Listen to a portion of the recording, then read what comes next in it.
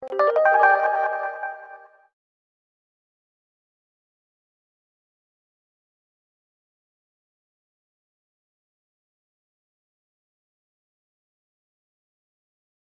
morning.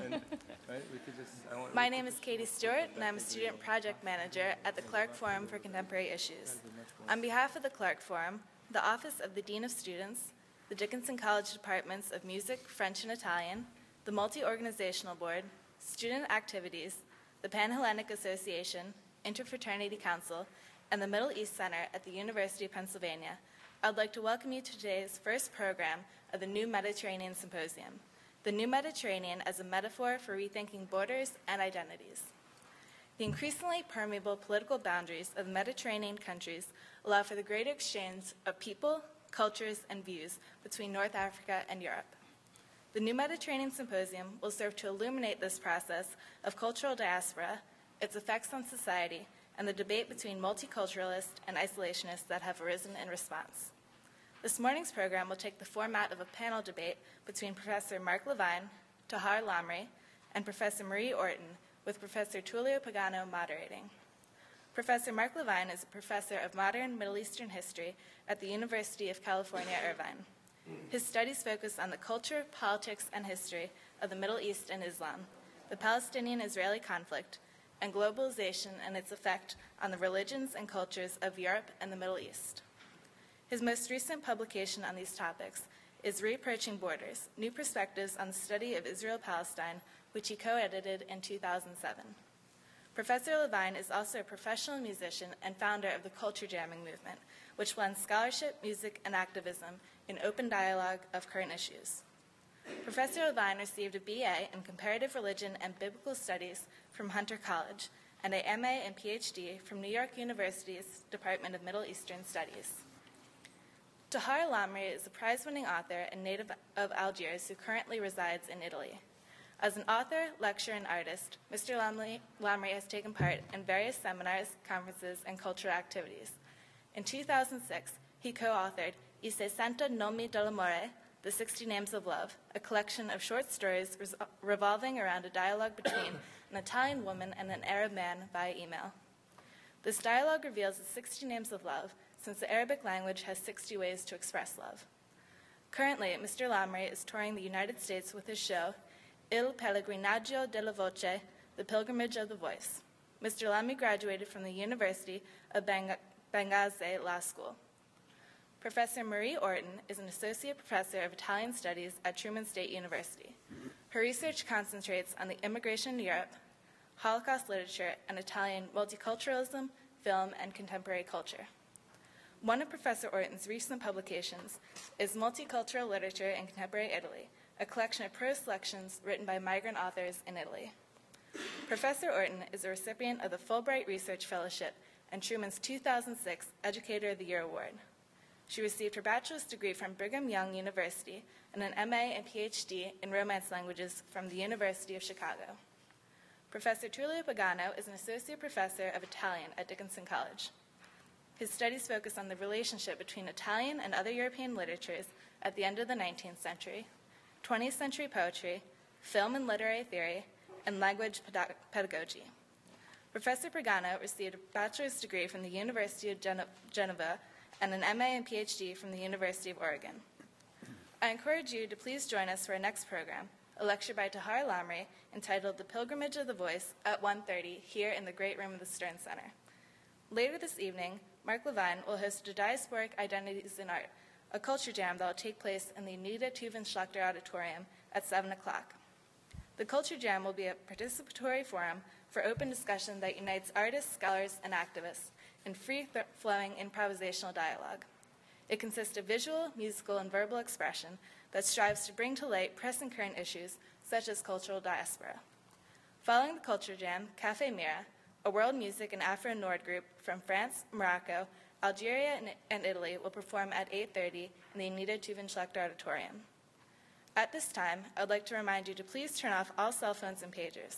Also, since this program is being taped and some of our audience members may be hearing impaired, please wait for a microphone to reach you before asking a question during the question and answer session at the end of this program.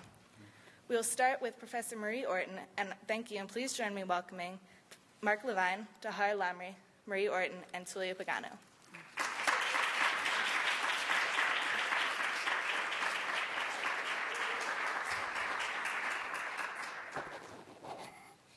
We're going to start with Professor Marie Orton. Well, let me begin, first of all, by thanking Professor Heather Merrill for inviting me and the other panelists, and especially to the Clarke Forum, all the people who work with that for sponsoring this event, and for all of you for coming. My specific area of research is migration literature in Italy.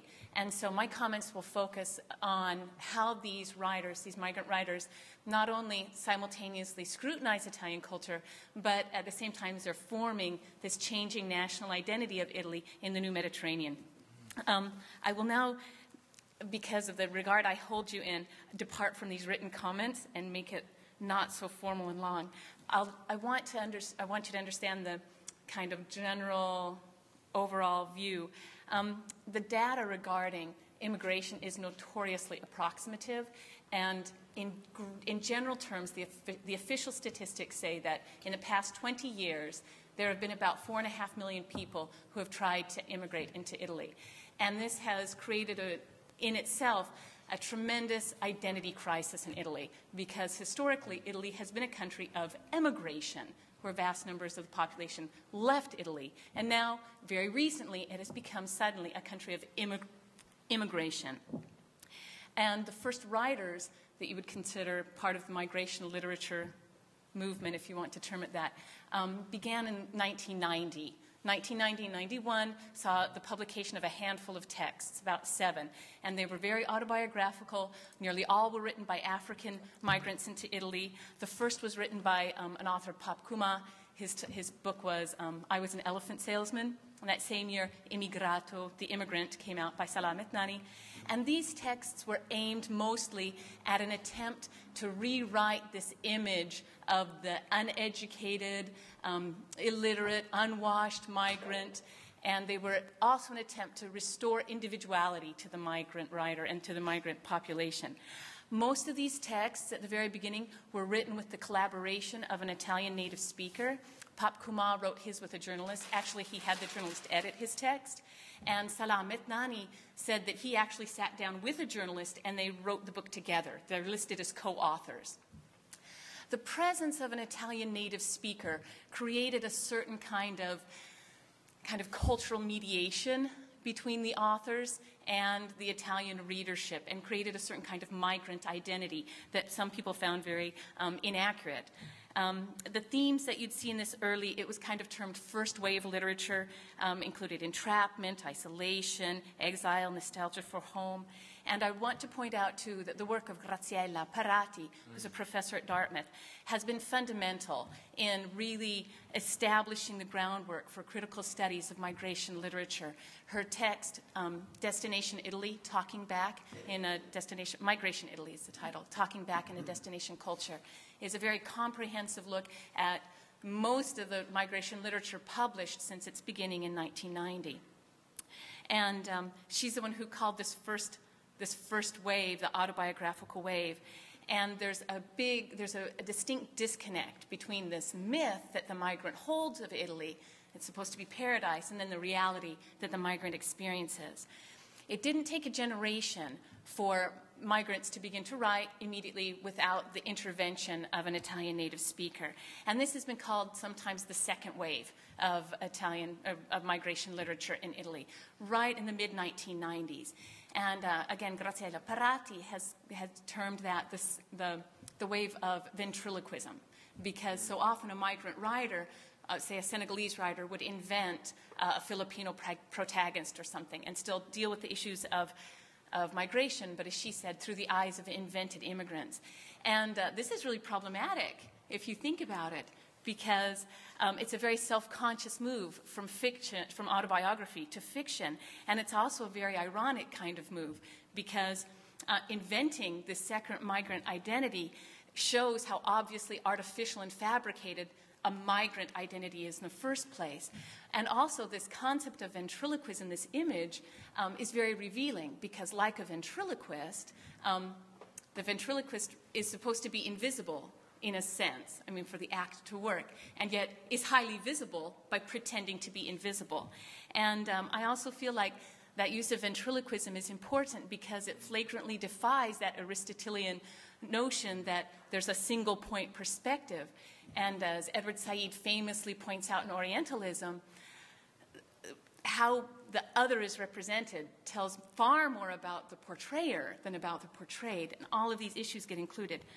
Currently, the artistic production is so varied and so vast that speaking about it in waves is no longer relevant. It's not really done at all. The migrant authors writing now come from Eastern Europe, South America, the Middle East, Africa. In the anthology that Katie pointed out, there are 17 different authors. Current issues have changed also. There are always writings relevant to migration and migration issues, the theme of language, basic aspects of the human experience. Some writers are very politically engaged. Così come la Ebri is a writer. He's also a physician, and he's published a volume of short stories and some anecdotes and a novel. He was also the first migrant to become a candidate for parliament in 2001. Many writers volunteer in the public schools, including Tahar Lamri and Cristina de Caldas Brito from Brazil. And I feel like the work they do there is extremely important because as the migration laws have become more and more restrictive, especially in the past 5 years, that work of educating students about the issues of migration and multiculturalism become more and more important. Italy is what you'd call a multicultural society, but this literature testifies that it's a very uneasy multiculturalism in Italy. The Bossi-Fini law of 2002 is the immigration law currently in place and reveals a definite protectionist attitude toward migration. It's limited severely who can come into Italy, it's established quotas, it has limited the conditions that allow families to be united, and it also requires that employers provide housing for any migrant that they hire. And so you can see how that would open the door for certain kinds of abuses. And immigrants who have no political voice, they can't vote, they can't be represented, they can't count in politics, and so they write their response to these regulatory measures in literary texts. One of the greatest, I would say, regulatory conundrums right now revolves around the problematic, vexed social space of the children of migrants, because this group has been called the second generation. We've been talking about it. And legally, this identity is imposed on 4 different groups. The children obviously born to migrants in Italy, the children who join their parents, and so you would actually consider them maybe first-generation migrants, but they are legally considered second-generation migrants, which allows them some political opportunities, but also limits them in other ways since they don't have citizenship. This group also includes all foreign children adopted by Italian parents, and it includes all children of one Italian parent and one parent from another country. Those are all second-generation migrants legally. And this creates a lot of debate, a lot of anxieties, and one novelist, her pen name is Viola Chandra, has taken up this conflict in her novel entitled Light Beer and Peanuts. And her autobiographical protagonist has an Indian father and an Italian mother. And she lampoons her mother's own anxieties about the daughter's racial difference. The mother is completely preoccupied with sunscreen. She makes her daughter always wear sunscreen, especially if they go to the beach, because she doesn't want her daughter to get darker and look darker. And the girl will ask questions like, when she married my father, what did she expect the result to be? Did she expect me to come out pink so I match the bathroom? And these kinds of ironic questions. Tahar Lamri has written a very, very engaging piece that's translated as "You Wicked Wooden Eyes, Why Do You Watch Me?", which is an allusion to Pinocchio. And in this, the child protagonist keeps an interior monologue with other children in the school. And this child is navigating all the issues of migration and inclusion and new language, but under this metaphor of the idea of creation, like Pinocchio being carved out of something artificial, but also the idea of eyes that scrutinize from a child who's being stared at. Several short stories by Così come la Ebri also deal with this this situation of children whose parents expect them to be attached to the country of the parents' origin, but growing up in Italy, they feel Italian, but they also feel excluded by their Italian peers because of their race. And as I say, these issues aren't imagined because of the current social conditions that would consider all of these children to be migrants still. The number of these children in the schools is actually low. It's about 3%. But there are pockets in Italy where the number is very high. There are places in Tuscany and other places where there's a ratio of one non-native student for every 3 native students, so a third. And in some classes, it's even 1 to 2. And I have to say, the presentation of these kinds of statistics usually comes with a real anxiety on the part of the press, because given the negative birth rate among Italians, the lowest in the world, and the triply high birth rate among migrant families, in these places, those who are in the majority, 1 generation hence, will be in the minority. And this is very disturbing to journalists such as Giorgio Boatti. I'll just quote one thing he has said. He feels like the redefinition of Italian culture that the presence of these children portends is apocalyptic. He says, besides the quantitative aspect, what really counts is the impact of the disturbance in the aspects of daily life that are connected with this eruption of a second generation in our presence. The word he uses, eruption, in Italian, irruzione, is the same word that's used for like a skin rash, an outbreak. And there's this rhetoric in the press that equates migration with cultural contamination, with disease, and this idea of cultural shift that's interpreted as cultural loss.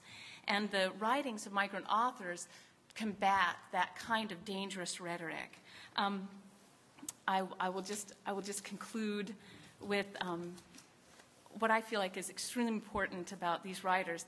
I feel like, especially with the theme now emerging of the second generation writers, they're really questioning this idea of migration as a kind of genetic condition that's passed on from parent to child.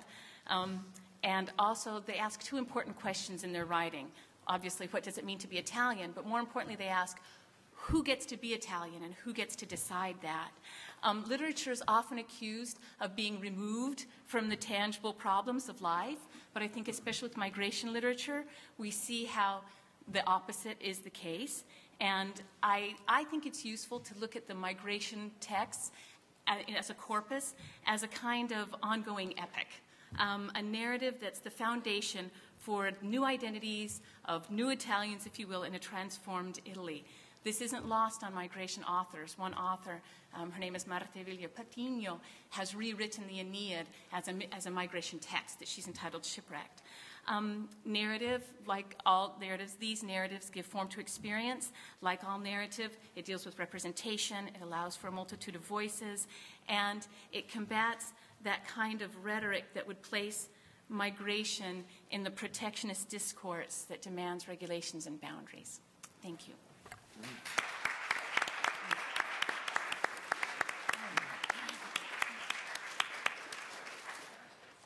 Okay, we'll leave the questions for the end, and I'd like now Tahar Lamri to say some comments, a few words about his own experience as a writer in Italy. Okay, thank you. And first of all, I apologize for my English, preventive apologizing, because my English is not so good, but I'm sure that you'll understand me. If you need some help here, yes, your translator. Okay. And what to say about writing in Italian and why? I come from Algeria and I write in Italian, in a foreign language. I'll try to answer to this question if I can, because it's very complex to answer to a question like this. To write in a language which is not, which cannot express deep feeling, my deep feeling. I mean my childhood, because this language I learned this language, Italian, when I arrived in Italy in 1987. So. I remember when I balbettare, stuttered, stumbled, stuttered, or stumbled. Stumbled. Mm-hmm. Yes, I remember when I stumbled in this language, and stumbling. No, mm-hmm. Yes, mm-hmm. is a barbarian stumble in a language, because Greek in ancient Greece. They called all people stumbling in this language, in Greek language, barbarian. So immigrants are new barbarian because they don't speak don't speak or stumble in this language. And if you want, for example, in Russian. To say a German, they say Nimitz, and Nimitz is which don't speak Mutu. Yes. No, Mutu properly. The person's mute. The person's mute. Yes, Nimitz. Arab also call all people which don't speak Arabic Ajam. Ajam is also mute, which don't speak, person without a language. And then have the pretension to pretend to write in a language which is different, which is a foreign language. It's a great pretension.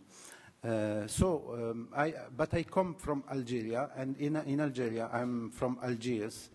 In Algiers particularly, we speak a certain Sabir. Sabir was the language of the Mediterranean, was the language of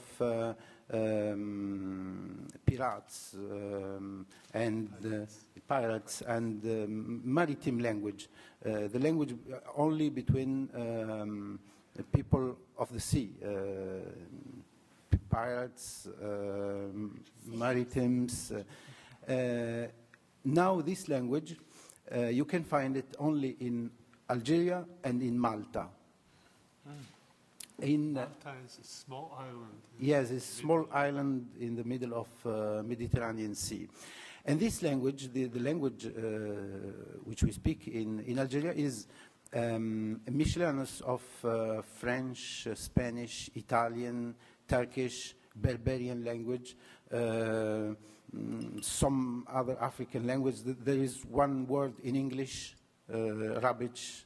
I don't know why this word and not the other. Some words in Latin. When I entered to school in 1964, 2 years after independence of Algeria from France, from French colonialism, I learned in school Arabic and French, two foreign languages for us, for me. Two languages which I don't speak at home, not like, for example, Iraqi people which speak Arabic. And then when I arrived in Italy, for me it was in a certain manner it was the same situation. I have to learn another foreign language, a third foreign language. But not for this. It's not for this I began to write in Italian. writing in a foreign language, and in Italian in this case, is in a certain way to see, uscire, to go out from this situation of barbarian situation, stumbling situation, and also to see finally my words not only pronounced but printed and indelibly. Forever, indelibly. Forever, yes. It's not true naturally, but it's when we write, we have this this feeling, but we don't know if our writing is for forever or not. I hope that you don't have very difficult to follow me in English. Okay. So, and in my writing, this is I try to maintain these things. In the pilgrimage of the voice, which Mary Orton speak about this text, I tried to speak to write in an Italian, which is the speaking, which is in the frontier of oral literature and writing literature. From Algeria, there was an illustrate immigrant, Saint Augustine, came from Algeria, from Hipona, from a city called Hipona, Bona, Annaba in Arabic. And Saint Augustine, when he arrived to Italy, and he was shamed about his pronunciation in Latin because he pronounced Latin as an African, not as a European. When he came to Milan to work in Milan, he worked with Saint Ambrogio, and one day, entering in the place where Saint Ambrose were reading a book, he saw that Saint Ambrose read the book but without moving lips, because in antique times it was not like us now. People write but don't read. But don't read like us silently, but they read for other people. Because our primordial, our first experience of the world is the experience of telling stories. People used to accendere il fuoco, light the fire, and attorno, all around, and gathered on the fire to count stories, to tell stories. So, in the first writings, was Plato himself says that book is antipathic because you can't ask a question to the book, and if you ask a question to the book, he can't answer you. It's not like the poet. The poet, you can ask him a question, you can stop him, you can interact with him. With book, it's not possible. And then after. Reading was not like us now, but, words. People read loudly because they read for themselves and for the other one. Saint Augustine, when he entered in this room and says that Saint Ambrose was reading, but without moving his lips, reading silently, not loudly, he was so astonished by this thing that he left it in Confessions. He wrote it because for him it was unprecedented. Yes, he was impressed by this. Coming from Africa, and from Africa, all Africa, North or Central or South Africa, oral literature is so present as an experience of the world, not only it's an experience of everyday life. When I began to write in Italian, I tried to maintain always this, maintain me always in this frontier between oral and written literature. And in the Pilgrimage of the Voice, and the title is this, is a pilgrimage of the voice and not of the writing, I tried also to put in Italian language not only dialect expressions, but also African proverbs. Because in Italy, this thing, this oral literature is so current, is è molto diffusa. Yes, because, but the Italian literary canon, never admit this.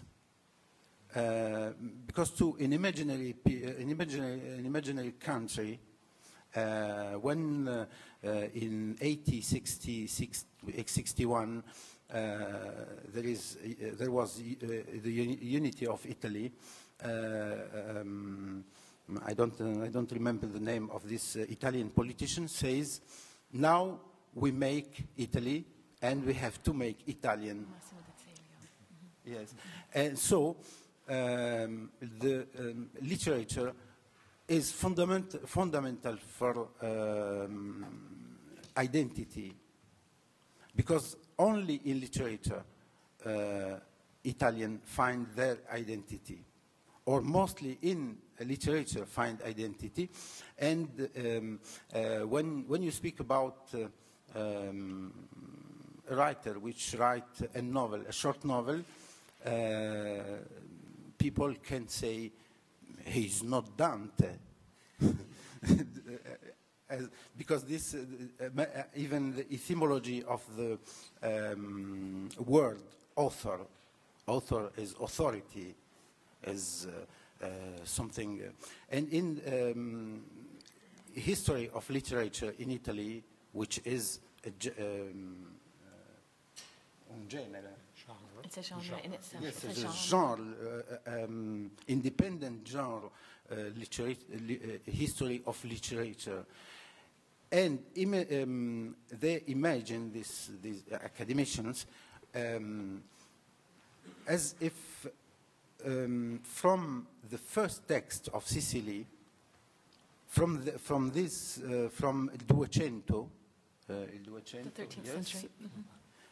Till now, till Federico Moccia, is the same thing, as if there is a line, a linear thing, linear history, and this is the canon of Italian literature, which there is Petrarca, Dante, Boccaccio, and then till our days. And in this canon, they always try to mettere fuori. To exclude. Yes, to exclude all the dialectal regional expressions, which are very, very important. When I arrive in Italy, I living on every days. These expressions are in life, but you cannot find them in literature. And this, for us, which we write in Italian, it's a problem because this canon don't accept us, because it's hard to put us in this line. It's hard to find us a place in this historical line of this literature, because there was this exclusion of Italian expressions, and all this immigrant literature is new, with a new language. The history, like Mary Orton said as now, is something misconosciuto. Misunderstood. Misunderstood, yes. I think this would be... Yes. Thank you. Okay. I think this would be a good moment to make the transition, because just like, migrant people in general change Italian identity, in the same way, migrant writers change or may change the Italian canon and may help rediscover that regional tradition which comes from the dialect, which has been kind of obscured by the Italian canon. And I'd like to now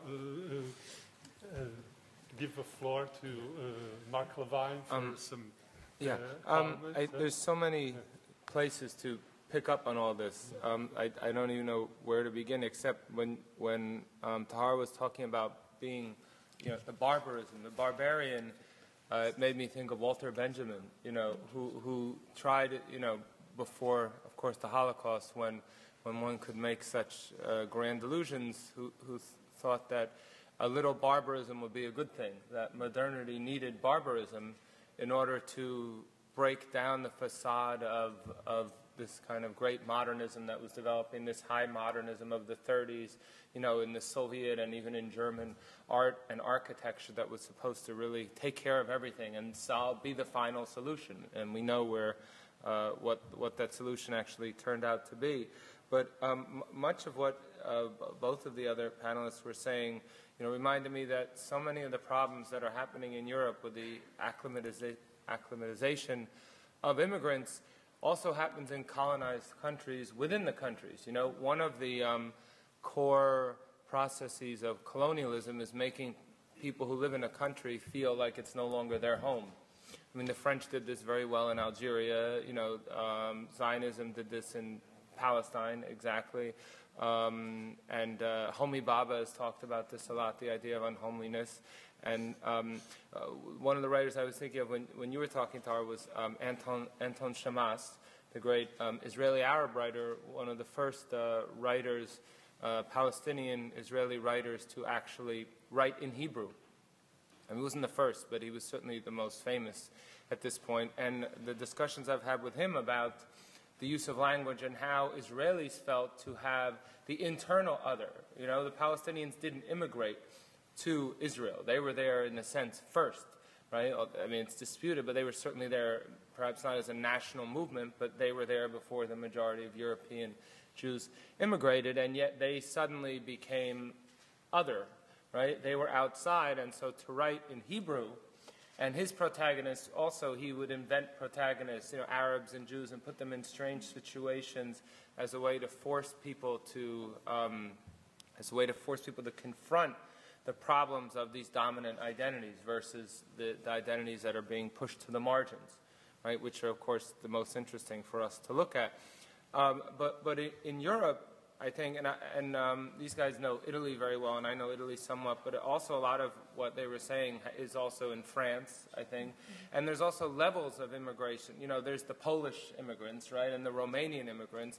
You could just make a list. The Poles are sort of a bit strange. They're East European. The Romanians, you're getting a bit too much like the Gypsies, so that's just...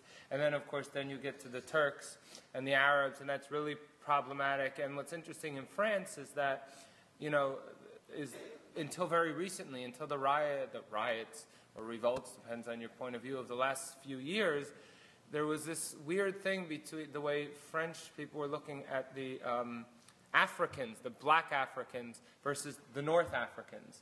And somehow there was this, at least French sense, that the black Africans, from so many people I've spoken to, study this in France, you know, were our Africans, and were sort of more domesticated than the Arab Africans or Berber, you know, people from the North African colonies who were more problematic and less acclimatized to French identity. But then during the more recent riots, you had this new phenomenon of, you had the quote-unquote black Africans who were engaging in this really kind of wilding activities that hadn't happened before, where they were, you know, attacking passerbys and filming it on their cell phones and then sending it around, you know, in an almost nihilistic violence. And the French, of course, are used to violence and protests internal, and a lot of what we saw a couple of years ago, burning cars and stuff, that's been going on since, well, in France, well before there were cars to burn, right, when they were burning other things. But to just randomly attack people, this kind of nihilistic, somehow depoliticized or at least uncontextualized violence against France, that really scared people, you know, which of course is exactly what the right was talking about. And so you were talking about the erozione and how of this identity and this idea that it's somehow malevolent and somehow a disease, you know, which is so common in all cultures. When they talk about the foreigner, there's always the issue of disease. You know, obviously Sarkozy's, you know, famous remark, which perhaps in some weird way got him elected, was he wanted to carchariser. He wanted to, you know, which is sandblasting, basically, right? High pressure water on those buildings. Maybe they don't do it here. It's not dirty enough. In New York, if you live in New York or Paris, you always see them sandblasting all the grime off the buildings. So his idea is he was going to do this to the young people of the ghettos, you know, by which he meant the Arabs and the blacks. The same thing, that they are somehow a disease, and we need to get rid of them. You know, we need to somehow clean them out if they don't behave. And that really brings up an issue which I don't know enough about the literature, but I'm sure it's in there. I'd love to hear how, of you know, when you're talking about the immigrants, you know, is this a question of tolerance, you know, or is this a question of hospitality? There was a great debate, not a great debate. Habermas and Derrida wrote an article after 9/11, great article, and they published it simultaneously in German and French, about how the need to welcome the immigrants and to not let 9/11, this was about a week or two after September 11th, you know, not let this change the way, especially Europe, deals with its immigrant populations. But Habermas, you know, the good liberal, of course, you know, thinking in terms of a liberal public sphere, you know, wanted to talk about sort of multicultural, you know, we have to have greater tolerance. And Derrida, always much more radical, who of course was an Algerian Jew, came to France, so he was like triply outside. He was never in any culture, which is obviously one of the reasons he came up with deconstruction. Was saying, no. Tolerance means, you know, you just allow them as long as they play by your rules. What we really need is his Arabic version of hospitality, where you just unconditionally accept the immigrant and let them change you. And there he was playing off Emmanuel Levinas's idea of welcoming the other, you know, unconditionally accepting the other as other. And that's, I think, really what the debate is in Europe. Are people going to, especially all these countries have relatively low birth rates, you know, immigrants are getting more and more, right? There's this issue of, do we let the immigrants change us, or do we force them to assimilate, the French model? And none of it, of course, these are all academic questions, because you can't take 30 million immigrants and do anything with them. They're going to do whatever they do. Each one's going to do what they do, and that's going to change things, and no one can stop it, and no one has any idea how. It's a ludicrous idea that you can actually manage it, but that's what states do, right? They try to manage and possibly in things that can't really be managed. But just to end my comments, what a lot of the young people and the people who are sort of theorizing, at least from the Islamic immigrant, the Muslim immigrants which is what I know more of, you know, there's really this idea, even internally, of, is this going to be a ghetto Islam, you know, confined to ghettos, as much mentally, epistemologically, as physically, although the two go together. If you separate them, put them in the suburbs, you know, they have that mentality. Or is there going to be a Euro-Islam, you know, an Islam that's fully European and fully Muslim? And of course, in one sense, in order for Islam in Europe, to just take that example, to be integrated and to be a positive force, it has to be fully European. But on the other hand, that's exactly what everyone's scared of, because if Islam is fully European, that means Europe in some sense has to become Muslim, right? And so when Muslims, even people aren't converting, but culturally, it's like in order for America to fully welcome Africans, you know, after hundreds of years of slavery, et cetera, somehow America culturally has to become black, or has to become Latino, or has to become, you have to, well, make these part of your culture, right? So that's really the debate, and so the only thing that could save Europe from more Madrids and more, you know, July 7th in London and more of these things is to be much more open. But that's exactly the thing that challenges all these national identities, and we saw this with the defeat of the EU Constitution, you know, and once you get into that, you get into cultural issues, but underlying it is also issues of globalization, neoliberalism, effects of all these kind of economic structural transformations. And so I guess just to close, I would say, you know, what we've been talking about is very cultural, but it's also very much tied to really hardcore economic transformations, neoliberalism, all the countries that are sending immigrants, Poland, Hungary, Romania, North Africa, these are all countries that have undergone structural adjustment programs, that have radically transformed their economies, gotten rid of social safety nets, et cetera. So this is also a global phenomenon, and no one, and the identities that are producing it are very paradoxical and contradictory. So I don't know how, you know, it's going to be very fruitful for scholars to look at, but I think for a lot of the people on the ground, the situation is going to continue to be fraught with conflict and continued miscommunication. Thank you. Thank you. Thank you.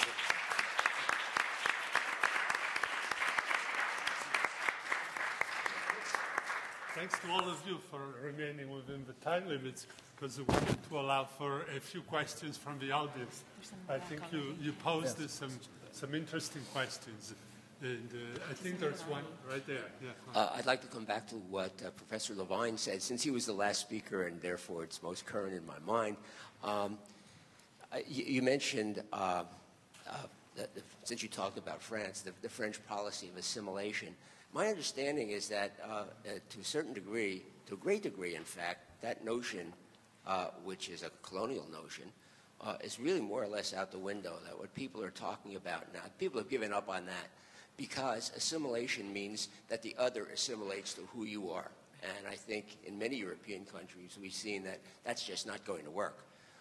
It's unreasonable to ask people to give up their culture and to adopt your culture. And so I think what people are talking about more are issues of integration or insertion. Insertion being the most radical, where you accept an immigrant, and if the immigrant plays by the rules, fine, but that person can keep their culture, their perspectives of their origins. As soon as they don't play by the rules, they're escorted to the border. That's a little impractical. So I think what in France anyway, where people seem to be coming down, is this notion of integration, where if you give up certain practices, for example, that are abhorrent, like to the French population, such as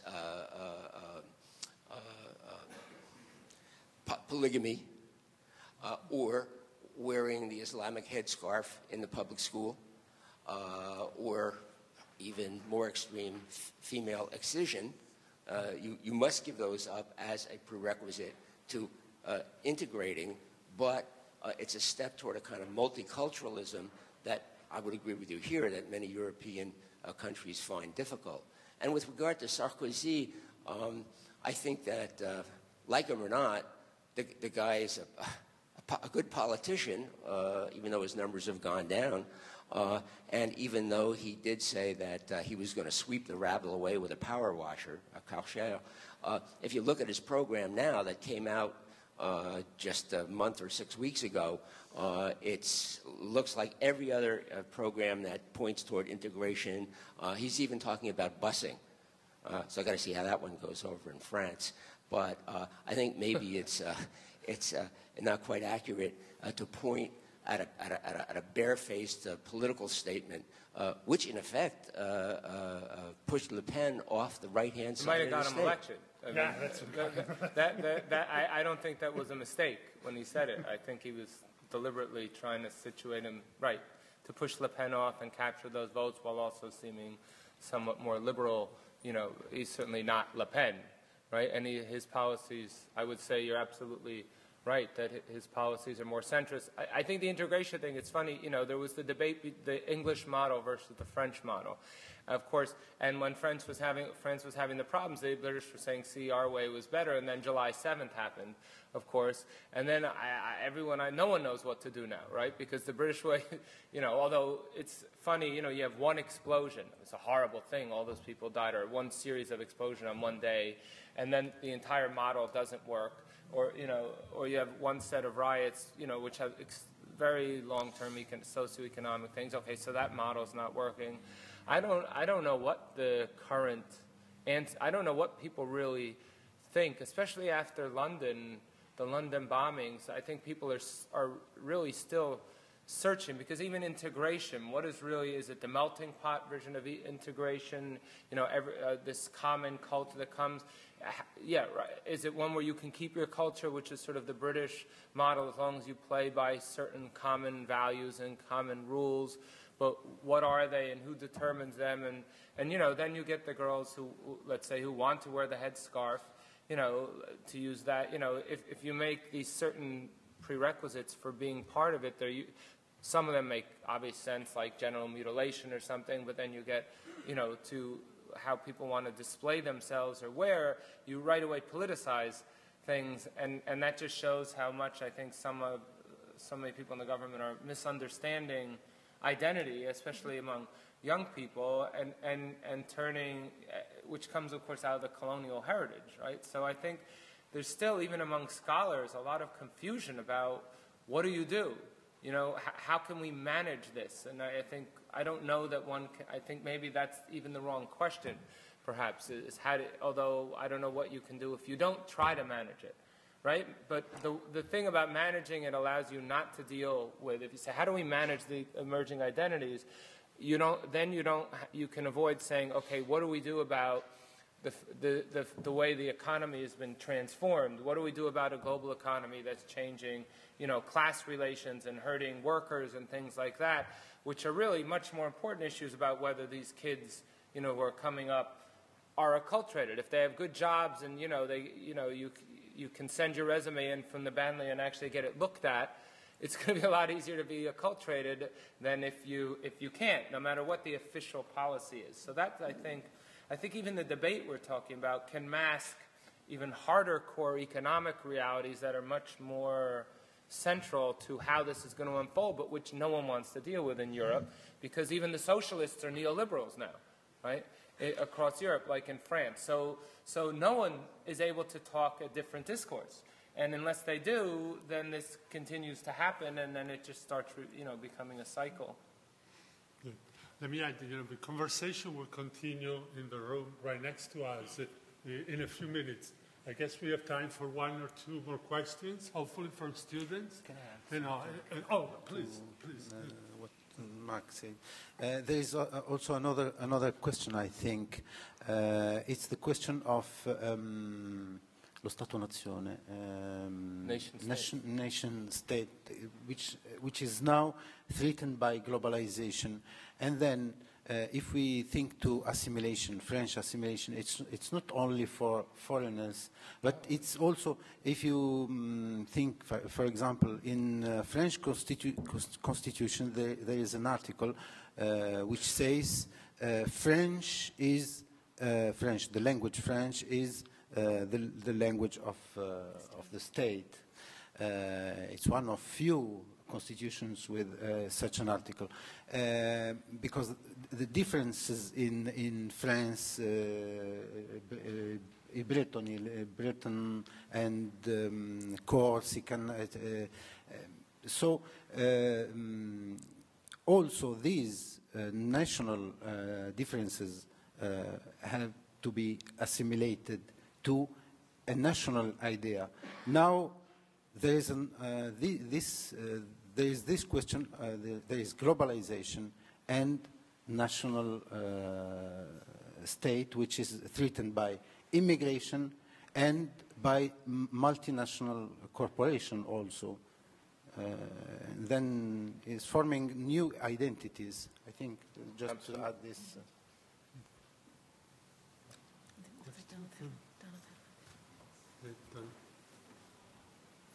I have a question. It works, okay.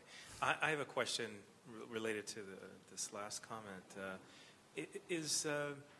And this is probably in the future, but what is your sense of the level of coordination at the EU level for looking at these various problems within states in the area of immigration, identity, the protection of identities, the protection of religious rights, of association, all these kinds of things, which are issues that to some extent might have been treated in a failed constitution, right?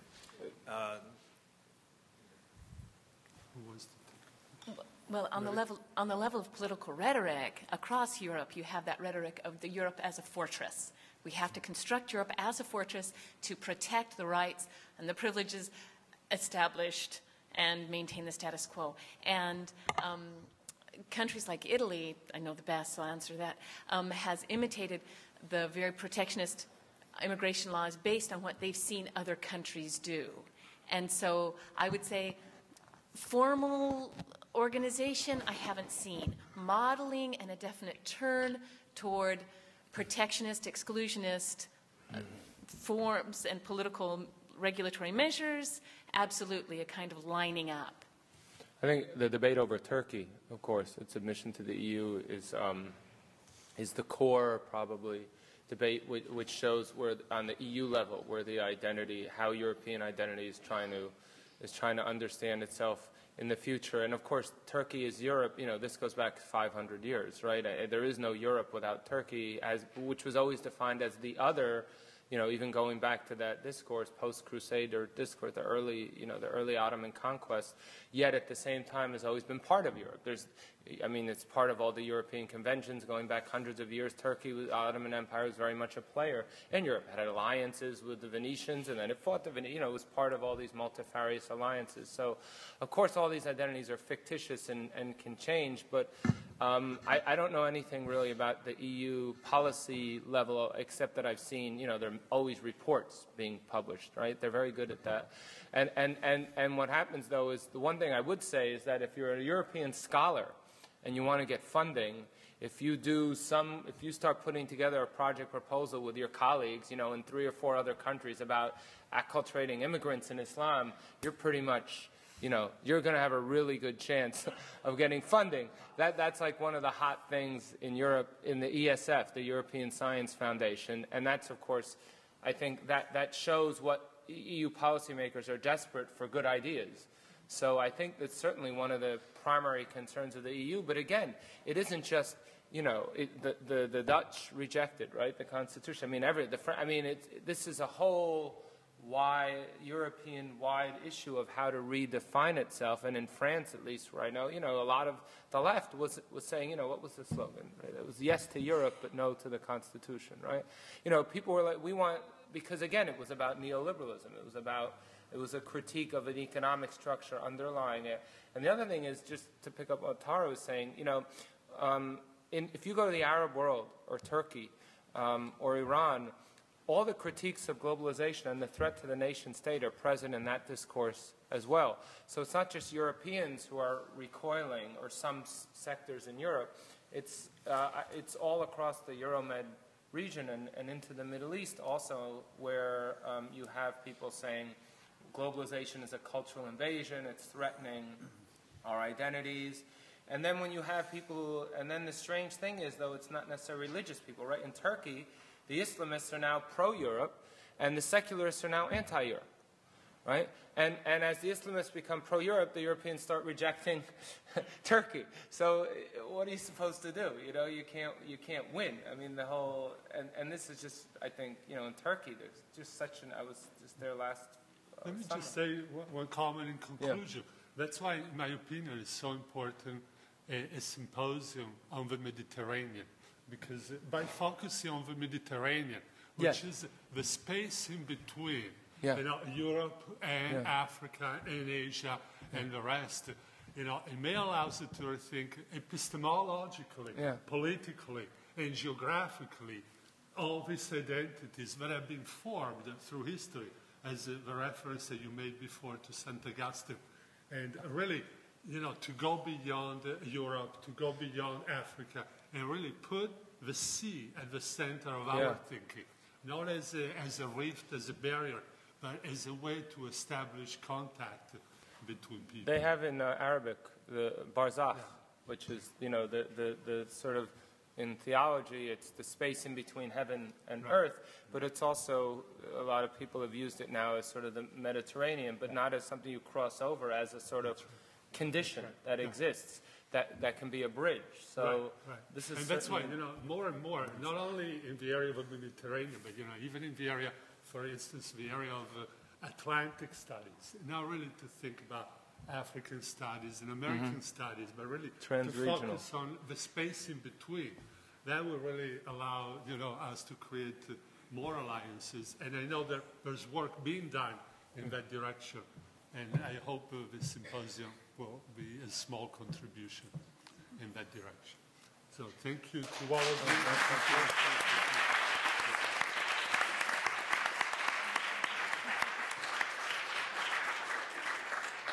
On behalf of the Clarke Forum, I apologize for what I said about sorry. On behalf of the Clarke Forum, I'd like to present each of you with this token of our appreciation. Thank you so much.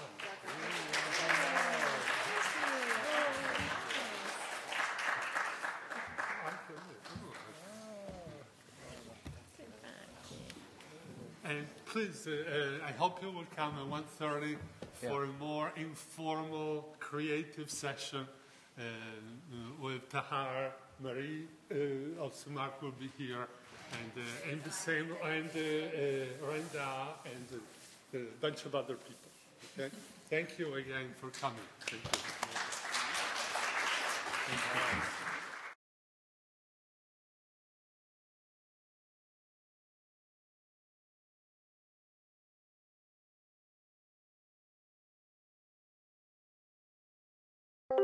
you.